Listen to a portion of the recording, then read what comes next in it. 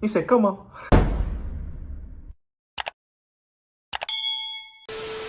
Fort Worth family, what's going on? It's Fort Worth Fabian here, BigBossFabo. I'm back with a video for you guys, man. I got 4 scary true Craigslist stories. February 25th, 2021 is when this dropped on Mr. Nightmare's channel, man. This is my favorite horror reactor, scary story reactor. He dropped today. And you know when he dropped, man, everybody rushes to his video. He's probably one of the top guys in this realm. And you can ask a lot of these other guys and they'd probably say that as well. You know, Corpse Husband, who's the Southern Cannibal, there's Mr. Nightmare.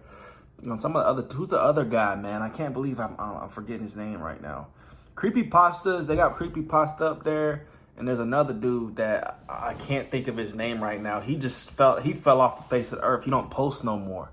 But he's up there in terms of one of the leading horror narrators or storytellers, man. So like, comment, subscribe, hit the notification bell. Let me know your thoughts on this story after we're done, obviously. This is Craigslist stories. And he seems to do a lot of these. I ain't gonna cap. He's done other Craigslist stories before.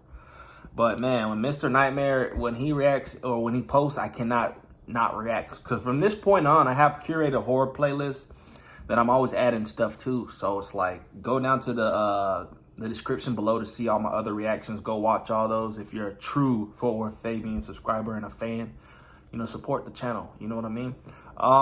So I got a couple of stories that I have in line to react. I got Nightmare Files coming up. I got Corpse Husband. And Corpse Husband, I appreciate homeboy who had recommended that I watch his videos, because honestly I completely forgot about Corpse Husband. But shout out to actually Riley Nelson that had recommended that I check out Corpse Husband, because Corpse Husband is a narrator I forgot about. I used to react to his videos, or not react, I used to watch his content, but I completely forgot the name of his channel and I never went back to it after that. Nightmare Files and Mr. Nightmare, Let's Read, Unit 522 are like my main. And I'll listen to Southern Cannibal here and there. And then the other dude, dang, I forgot who his name was. But anyways, man, let me know y'all's thoughts on this one. Let's get into this.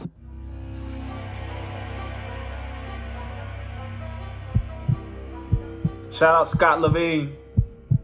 Story 1. When I was 17 and looking to buy my first car, I was on Craigslist every single day. I wasn't looking for anything fancy, just a beater car that could get me from point A to point B. My budget was $3,000 at most, so the cars I was looking at were no newer than 03, 04. I found an ad one day for a 2002 two-door Honda Accord.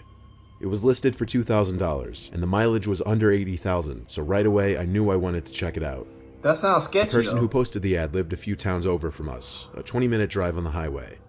I convinced my mom to drive me out there to view the car after conversing with the guy over the phone.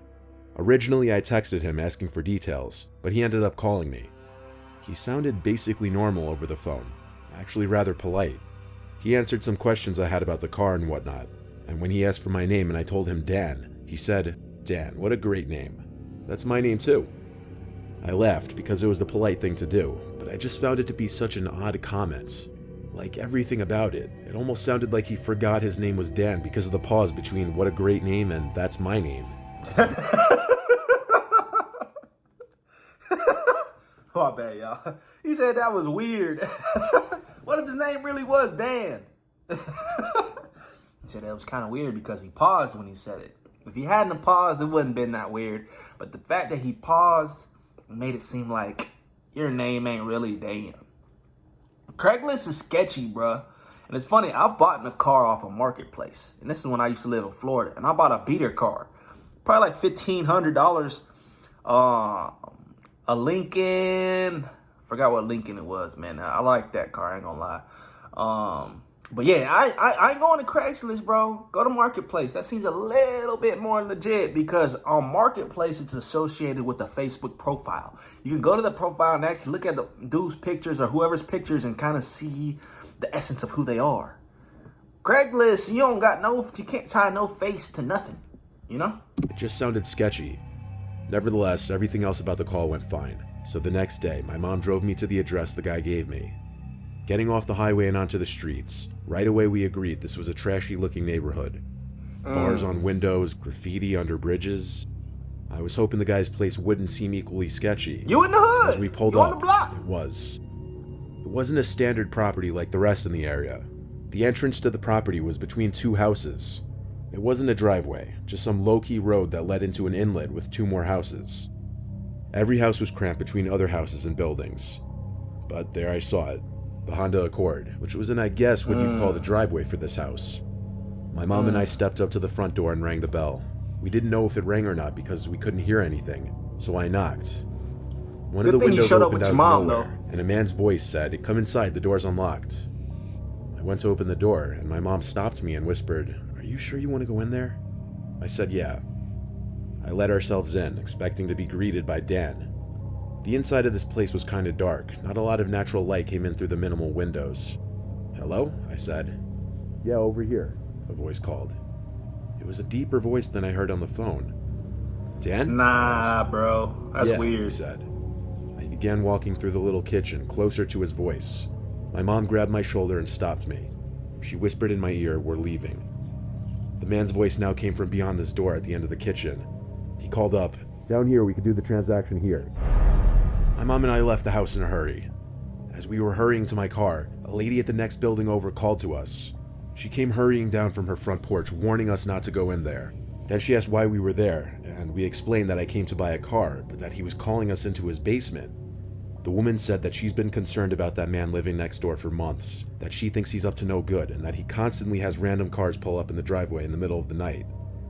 We asked if his name was Dan. She said she wasn't sure, but that she vaguely remembered the guy introducing himself as Mike.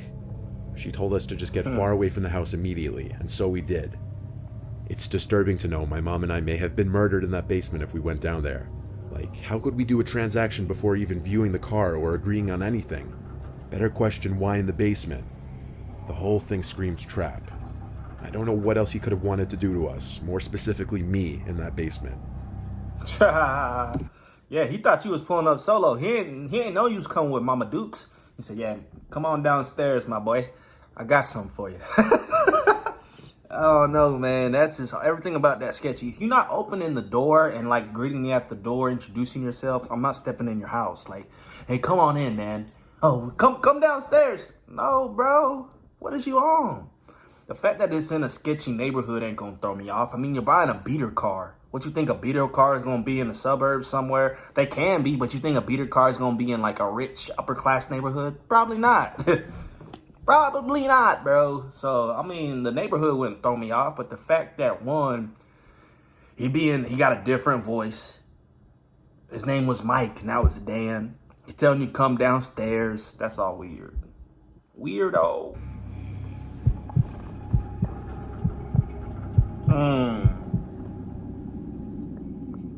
This actually happened to my best friend Chris. His family had just bought a new TV and they were thinking of just throwing their old one away. Chris's older brother John suggested to their dad Rick that they could sell the old TV on Craigslist to make some easy cash. Since the family never used Craigslist, John said he could set up the ad for him, since John's girlfriend used Craigslist before. So John put up an image of the TV with the description, "Used 55-inch Samsung 4K TV for $200. He also put Rick's phone number, so if anyone was interested, they could just call or text him. A week later, Rick got a call from a guy who introduced himself as Toby, and he said he was interested in the TV and wanted to know if he could come by the house at 10 o'clock that same night to pick it up. Rick said sure, and he sent Toby his address. Later that night, while Rick, Chris... Two red flags. One thing, when I did Craigslist, I never put my number on there. I'm not putting my phone number on there so you can just blow me up. No, bro. Let's do it. Let's do this a bit professionally. You know what I'm saying? I don't need you just blowing hey man, who is you? That's what I'm going to say. First, email me. I only put my email there, or that coded email. You know how they won't actually show your email, but they allow the person of interest to send an email that directs to your actual email. That's how you set it up through Craigslist.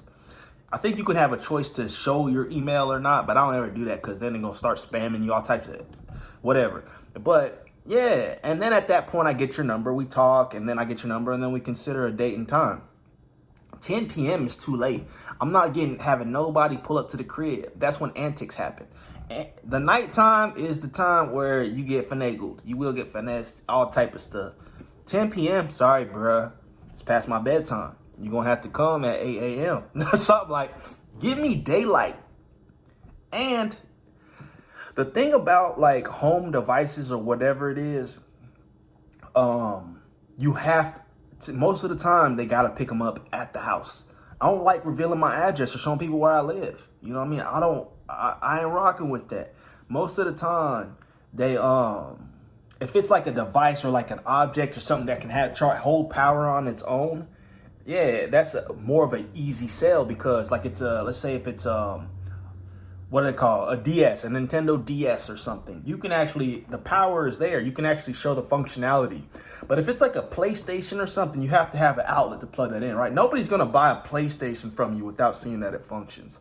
You see my point? So that's where you got to take that risk sometimes if you got to sell a TV or something. I'm not just going to buy a TV out the back of your car, bro. Because what if the power don't work? You know, you got to test it type stuff. Chris and John waited outside the house for Toby to come so they could help him load the TV into his car. Rick got a call from Toby, and he said he wouldn't be able to make it to the house because he was almost out of gas. Wow. So he and Rick agreed to meet in the parking lot of a Circle K. After Rick got off the phone, him, Chris, and John loaded the TV in the back of Rick's pickup truck, and they took off to the Circle K where Toby said he was at, which was 15 miles away from the house. When they got there, they pulled up in a parking space next to the gas pumps, where Toby was filling up his car, a black Nissan Altima. A few minutes later, a tall, heavy-set bald guy with a goatee walked over to Rick's truck and said he was Toby. He told Rick that since the TV was big, it would most likely not be able to fit in his car, so he suggested that they could just follow him back to his house, and Rick agreed with him. Heck no. After a few minutes of driving on the main highway, they got onto a back road, which looked sketchy because it was nothing but trees on either side of the road and it was filled with potholes. Toby texted Rick and said his house was at the end of the road. When they got to the end, the place that was supposedly Toby's house didn't even look like a house at all. It looked more like a tall, abandoned building. When they got out of the truck, Toby told them to untie the TV from the back so they could start unloading it. After they untied the TV, they turned around and saw 3 large men emerge from the back of the... Who is you giving me orders, bro? Don't tell me what to do. First off is, where's the money? Hey, unload the truck from the back and bring it over here. Bro, I'm not... These kids is dumb. I'm not doing none of that. Where the cash at, bro? You got the money? I'm going to do all this labor, and more than likely, I'm not even going to try to help you with all that, bro. If you need me to pick me and my boys to pick up the TV, maybe bring it inside, cool. But, barking orders. What are we, a moving service? Can you place that right there? Detach that? Nah, bro, I'm not doing none of that. car, and they all pulled out guns, including Toby. They threatened to kill them if they didn't give them all they had on them.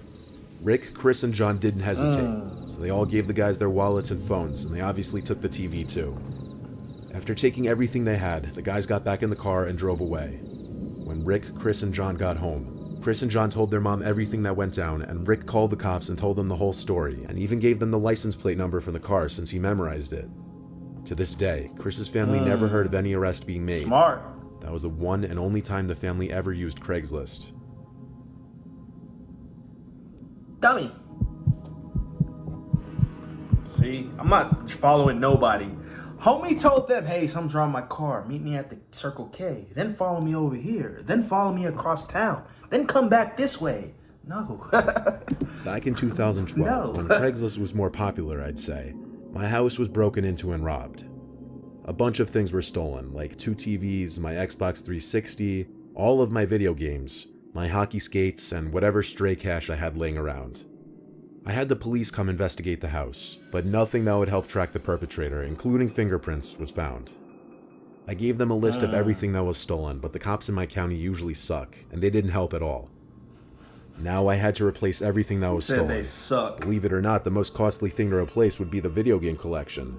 But I was starting with the replacement TVs. I went to Craigslist, and there was an ad that was posted earlier that day for a 40-inch Panasonic TV for a low price. Panasonic was the brand I had, so I contacted the seller and drove to his house that night. He let me into his disgusting home. It reeked, and the stains in the carpets and general messiness of the place didn't help. He brought me to this back room where the TV was. I examined it, and it was the exact TV that I had in my living room that was stolen. Then I started to look around the room, and I noticed another smaller TV that was tucked in the corner of the room, as well as an Xbox. The smaller TV looked exactly like my other TV that was stolen.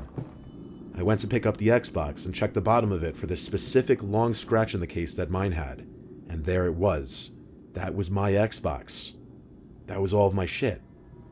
I looked at the guy, who had a confused look on his face, and I said, "Dude, you're the piece of shit that stole my stuff." His expression changed. He played dumb and had an angry tone now. He told me to get out of his house and lifted his shirt, exposing his gun holster. I live in Texas, so he likely had a license to carry. I left the house and called the cops. They arrived to the scene, but the man wouldn't let them in. He insisted they get a warrant and claimed that I was harassing him. Irvin? I told the cops about... These are photos of the Irving Police Department. Heck no. So he's sending... I wonder if this is actual photos of it. Because that's too spot on. Dude has literally pictures of the Irving Police. Wow. My police report and the robbery and everything. Irving, Texas. They said they wouldn't be able to get a search warrant until the next day. I regretted not getting pictures while inside the room, but I wasn't thinking clearly in the moment. I was furious and I didn't know what to do. But that night, while I was getting ready for bed and doing research about search warrants, lawyers, and different possible outcomes to this situation, I heard a window break downstairs. Immediately, I knew it was him. Dang. Following my instincts, I climbed out of my window and down to the small ledge under my window. From there, I jumped to the ground and ran to my neighbor's house. My neighbor let me in while I called the police. They arrived within 10 minutes. I handed the police my spare house key I had hidden on the side of the house, and they investigated the house again. Guns drawn this time, and inside they found him, hidden under my bed. If that's not terrifying, I don't know what is. When I said earlier that cops usually suck, yeah, this was the one time I actually loved cops here. And yes, it was the man who posted the Craigslist ad. He actually broke into my house to kill me that night, as he had his gun on him, and why else would he be hiding under my bed? That doesn't sit well with me, even to this day. He was found guilty of breaking and entering with intent to commit murder beyond a reasonable doubt, and was sentenced to 10 years in prison. Dang. Even still, I moved to a new town and changed my number. I tried to strip any possible trail that could lead that man to me when he gets out. And I'm sure he's out by now for alleged good behavior. That's the part that scares me the most. All of this, over less than $1,000 worth of items. It actually makes me sick. I think Craigslist is one of the most dangerous places on the internet you could go. Facts. Freak. I'm not gonna say tell him. Wow. That's one of the best stories I've heard, man. And maybe it resonates so well because, like, I picture it happening right around the corner. Irvin's not too far. I used to live in Irvin, Texas. It's in the Dallas-Fort Worth Metroplex. But anyways, that's crazy, bro. Homie broke into his house to kill him over $1,000 of stuff.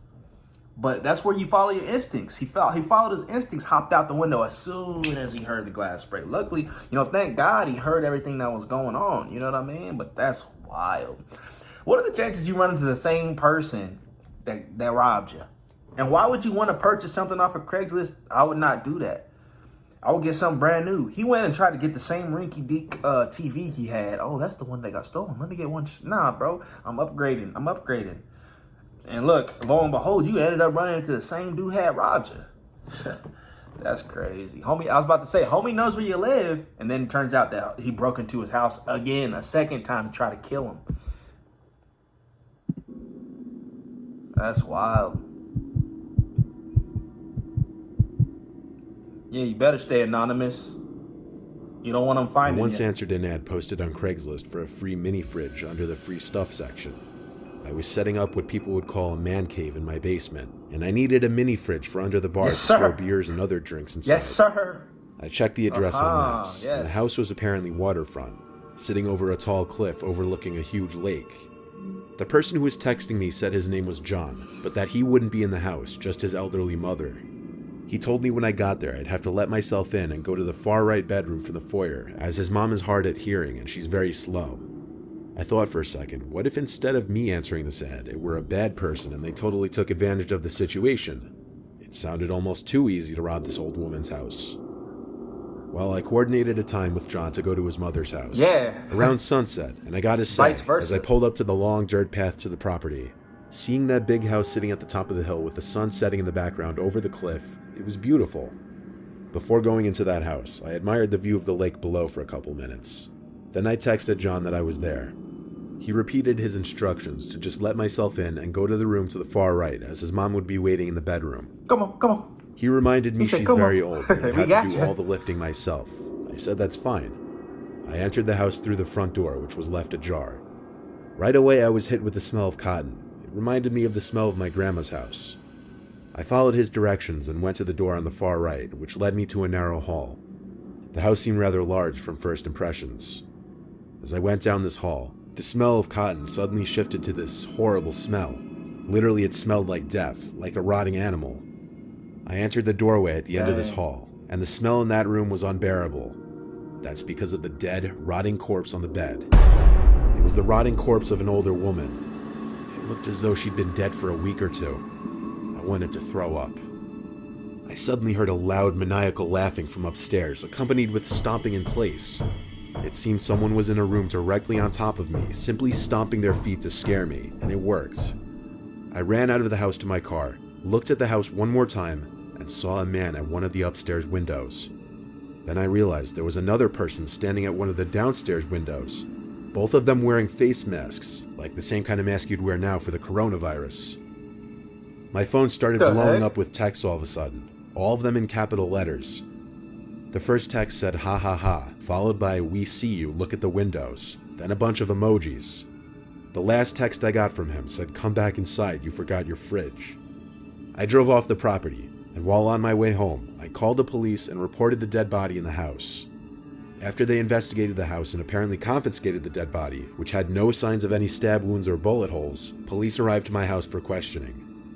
I showed them the whole conversation and gave them the phone number, which I warned them was probably a fake number, and I was right.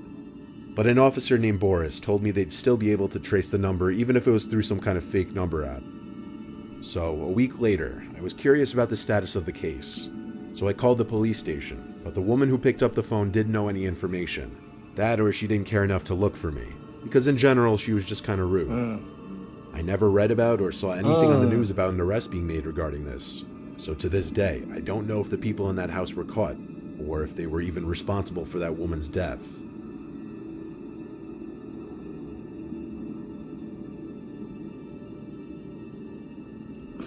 That's crazy, man. See what I mean?